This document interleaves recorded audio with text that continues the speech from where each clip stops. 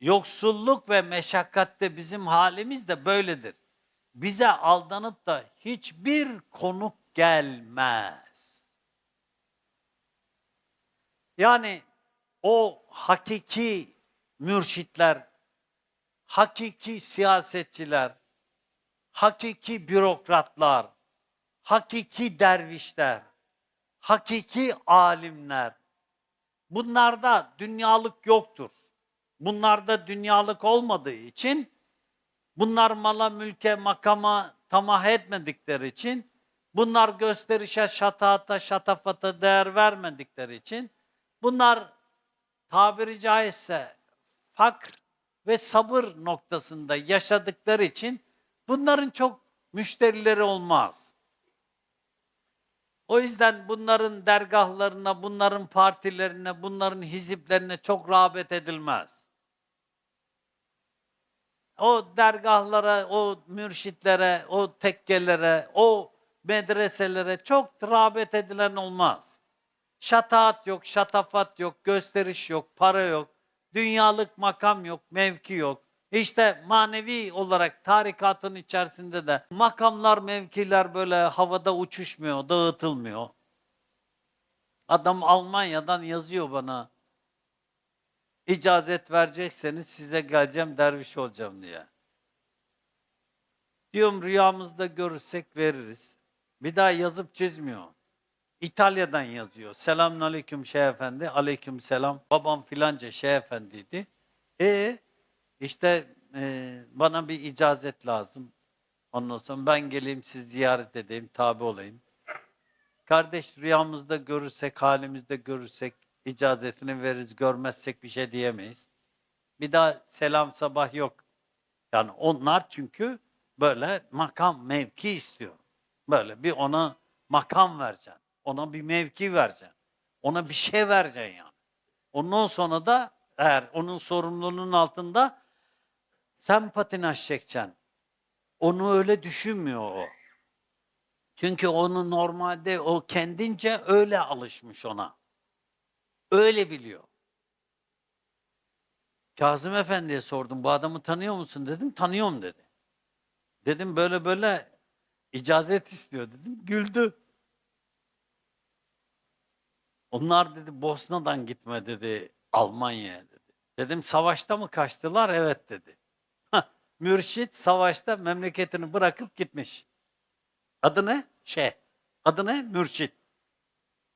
Savaşta Bosna'yı terk etmiş gitmiş. Orada durup savaşamamış. Orada durup mücadele edememiş. Zoru görünce terk edip gitmiş. Zoru görünce terk edip gitmiş. Bunlar sizin hayatınızın prensipleri olsun. Birisi zoru görüp gidiyorsa gene gider. Bir kimse zorluğu gördüğünde gidiyorsa tekrar gider. O güvenilir değil. Bir kimse bir toplulukta, ailede, iş yerinde bir sıkıntı oldu. Gitti mi o kimse? Gitti. O bir daha gider. O bir daha gider. O güvenilir değil. O yapar. Size birisi bir laf söyledi mi? Söyledi. Bir daha söyler o. Bunu yazın kenara. Onun ya dersini vereceksiniz dosdoğru, bir daha yapmamaya tövbe edecek ya da o bir daha yapar onu. Allah muhafaza eylesin. O yüzden normalde hani bu tip istikameti düzgün, disiplinli olan, Kur'an ve sünnete bağlı dergahların dervişleri az olur. Makam yok, mevki yok, devlet dairesinde yerleştirme yok. Öyle ya. Şimdi Türkiye'de öyle tarikatlar var, devlet dairelerini parsellemişler. Öyle cemaatler var, devlet dairelerini parsellemişler. Parsellemişler. Bir ekip çıkıyor, başka bir ekip giriyor. Normalde işte Fethullah Gülen cemaatini temizliyorlar, yerine başkası geliyor. Yarın öbür gün onları da temizlerler. Bir operasyon devlet onlara yapar, ondan sonra başka birileri gelir. Gelir. Birileri orayı doldurur yine. Sonra devlet ona da operasyon yapar. Ben 16 yaşında siyasetle tanıştım. 14 yaşında tanıştım. Ülkücülükle tanıştım. Yaşım 64. 50 yıl. Gördük hepsini de. O yüzden devlete, belediyelere bulaşmayacaksın. Siyasete bulaşmayacaksın. Seni kullanır atar.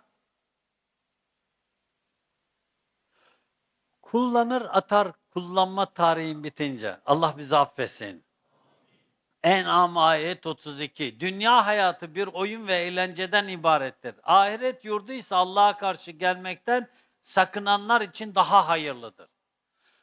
O zaman bu kimseler dünya hayatını oyun eğlence yapmışlar. Dünyanın zevki sefası tatlı gelmiş. O esnada heva ve hevesi görmemiş. O esnada ilaheleri görmemiş. Ama asıl yurt neresi? Ahiret. O yüzden bir mürşid-i kamil dervişlerini kolay yollardan değil, heva heves yolundan değil, nefsaniyetin, şeytaniyetin kol gezdiği yoldan değil. Ya Kur'an ve sünnet de onu nefis terbiyesine çağırır. Ona Kur'an ve sünneti tebliğ eder. Çünkü ondan nemalanacağı bir şey yoktur. O her ay onu bir maaşa bağlamamıştır. Şimdi Türkiye'de dergahlar varmış, duyuyoruz. Her ay belli bir miktarda para vereceksin dergaha. Cemaatler varmış, duyuyoruz. Her ay belli bir miktarda o cemaate para aktaracaksın. Duyuyoruz. Türkiye'de vakıflar var, Türkiye'de dernekler var. Her ay belli bir ücret oraya vereceksiniz siz. Şimdi böyle olunca sen ne yaparsan yap, orada baş köşede oturuyorsun. Kim daha fazla para verdiyse o baş köşede oturuyor. Kimin makamı daha yüksekse o baş köşede oturuyor. Geri kalan parya, avam. Parayı veren düdüğü çalıyor. Orada nefis kol geziyor. Orada heva heves kol geziyor. Orada Kur'an ve sünnet yok. Orada hakikat yok. Orada hakikatin hakikati de yok. Onlar nefse tatlı gelen şeyler. Nefse tatlı gelen öğretiler alınıyor. Öyle de olur canım. Nasıl yani? Başörtüsüz namaz olur mu? Oluversin canım, ne olacak ki? Böyle bir şey yok. Dedim bir şeyh bunu söyleyemez. Dedi filancanın şeyh efendi böyle diyormuş. Yanlış duymuştur o dedim ben. Yanlış duymuştur deyince kadının kendisi açtı telefon bana. Merhaba, merhaba. Dedi benim arkadaşım aramış, yanlış duymuşsunuz demiştir dedi. Evet dedim, yanlış duymuşsunuzdur. Yok dedi, biz sohbetteydik dedi, oradaydık. Benim başım açık dedim, ben namaz kıldım dedi. Dedim namazın farzlarından birisi tesettüre riayet etmek. Namazın farzı dedim. Nasıl olacak dedim, bu namaz olmaz, fasit dedim. Vallahi bizim üstadımız kolaylaştırınız, zorlaştırmayınız dedi.